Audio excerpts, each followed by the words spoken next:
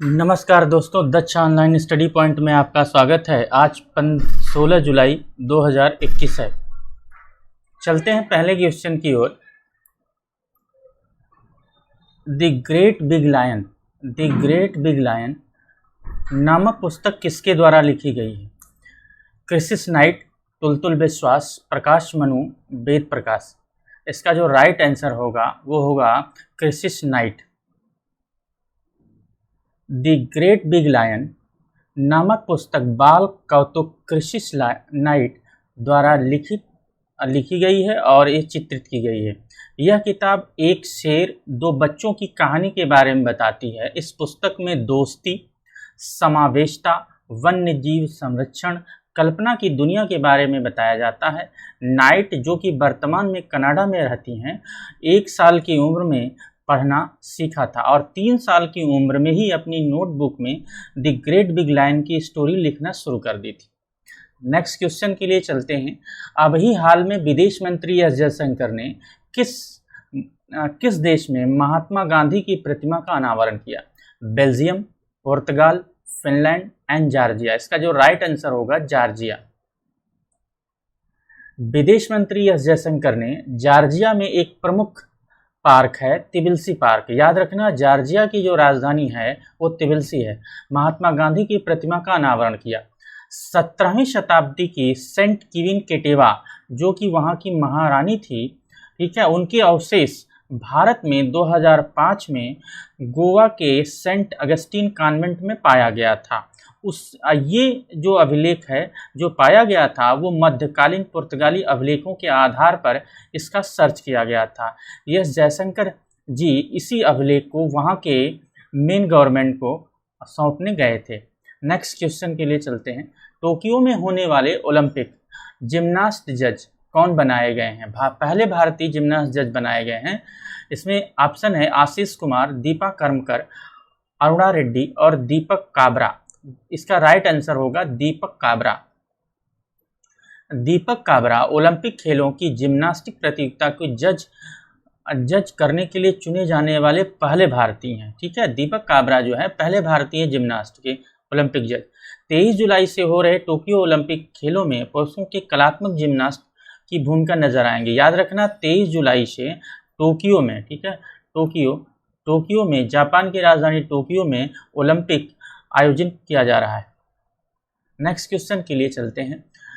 विश्व युवा कौशल दिवस कब मनाया गया?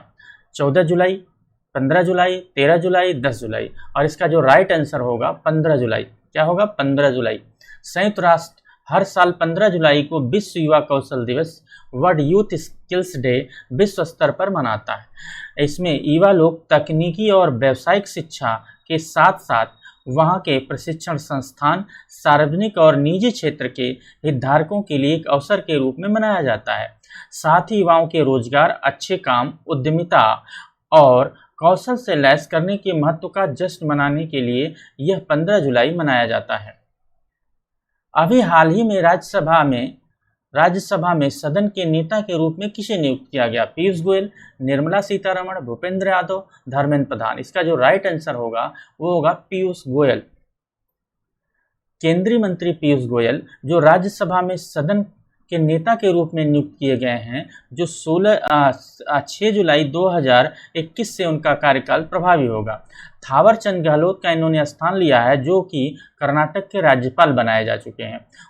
ये केंद्रीय जो पीयूष गोयल जी हैं, वस्त्र मंत्री, वाणिज्य और उद्योग मंत्री के साथ साथ उपभोक्ता मामले, खाद्य और सार्वजनिक वितरण मंत्री के रूप में भी कार्यरत हैं।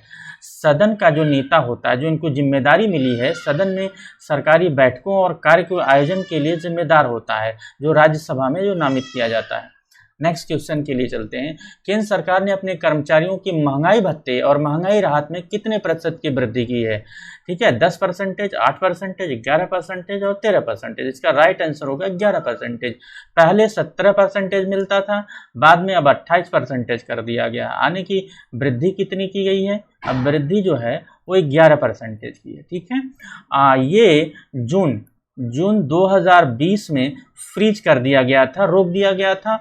अब जुलाई 2021 से ये महंगाई भत्ता फिर से स्टार्ट कर दिया गया है, जिसमें 11% का ग्रोथ हो गया है। नेक्स्ट क्वेश्चन चलते हैं। प्रधानमंत्री नरेंद्र मोदी की अध्यक्षता में केंद्रीय मंत्रिमंडल ने केंद्र सरकार के कर्मचारियों के महंगाई भत्ते और पेंशन भोगियों के लिए महंगाई राहत को 28% कर दिया है। कितनी की वृद्धि की है? 11%। 17 से कितनी कर दिया है? 28। ठीक है, और मूल वृद्धि की गई है। ठीक है, नेक्स्ट क्वेश्चन के लिए चलते हैं। एनटीपीसी भारत के सबसे बड़े सौर ऊर्जा पार्क का निर्माण किस राज्य में करने जा रहा है? उत्तर प्रदेश, गुजरात, उड़ीसा और मध्य प्रदेश। इसका राइट आंसर होगा गुजरात। क्या होगा? गुजरात। भारत का सबसे बड़ा बिजली उत्पादक एनटीपीसी लिमिटेड गुजरात के खवाड़ा में कच्छ क्षेत्र के रण में देश की सबसे बड़ी सौर फोटोवोल्टिक परियोजना का निर्माण करने के लिए तैयार है। सौर ऊर्जा की क्षमता जो होगी वो 4.75 गीगावाट होगी। परियोजना का निर्माण एनटीपीसी की शाखा व अक्षय ऊर्जा शाखा एनटीपीसी अक्षय ऊर्जा एनटीपीसी आरईएल के माध्यम से किया जाएगा। केंद्रीय कैबिनेट ने राष्ट्रीय आयुष मिशन योजना को जारी रखने की मंजूरी दी है। वर्तमान में आयुष मंत्री कौन है? धर्मेंद्र प्रधान, अनुराग ठाकुर, सर्बानंद सोनोवाल और पीयूष गोयल। इसके राइट आंसर होगा सर्बानंद सोनोवाल। सर्बानंद सोनोवाल इससे पहले असम के मुख्यमंत्री हुआ करते थे। जब वर्तमान में असम के मुख्यमंत्री हैं हेमंत बिस्व शर्मा। प्रधानमंत्री नरेंद्र मोदी की अध्यक्षता में केंद्रीय मंत्रिमंडल ने केंद्र में प्रायोजित योजना राष्ट्रीय आयुष मिशन NAM को अगले 5 वर्षों के लिए बढ़ा दिया है, मंजूरी दी है। यह योजना 1 अप्रैल 2021 से 31 मार्च 2016 तक बढ़ाई गई है और पहली बार ये योजना 15 सितंबर 2014 को लॉन्च की गई थी। आयुष मंत्रालय द्वारा राष्ट्रीय आयुष मिशन को क्रियान्वित किया जा रहा है।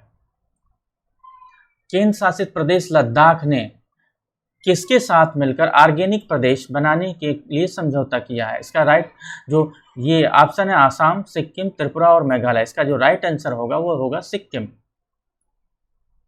केंद्र शासित प्रदेश लद्दाख। ऑर्गेनिक लद्दाख प्रशासन ने Sikkim state organic certification agency SOCCA के साथ एक ज्ञापन समझौते MOU पर हस्ताक्षर किए हैं। 2025 तक लद्दाख को ऑर्गेनिक में बदलने के उद्देश्य से लद्दाख क्षेत्र में परंपरागत कृषि विकास योजना मिशन ऑर्गेनिक डेवलपमेंट इनिशिएटिव के कार्यान्वयन के संबंध में लद्दाख SSOCA के बीच एक त्रिपक्षीय समझौता है। इसमें याद रखना केंद्र और साथ में सिक्किम, ठीक है, सिक्किम और लद्दाख, ठीक है, लद्दाख तीनों मिलकर ये त्रिपक्षीय समझौता हुआ है। इसके लिए क्या हुआ? त्रिपक्षीय समझौता हुआ।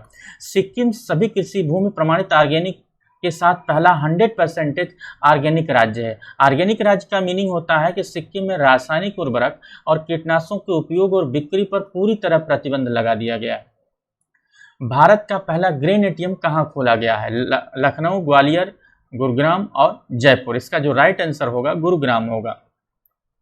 हरियाणा के गुरुग्राम में पायलट प्रोजेक्ट के तौर पर देश का पहला ग्रेन ATM, ठीक है, स्थापित किया गया है। यह स्वचालित ATM है जो बैंक के ATM की तरह काम करती है।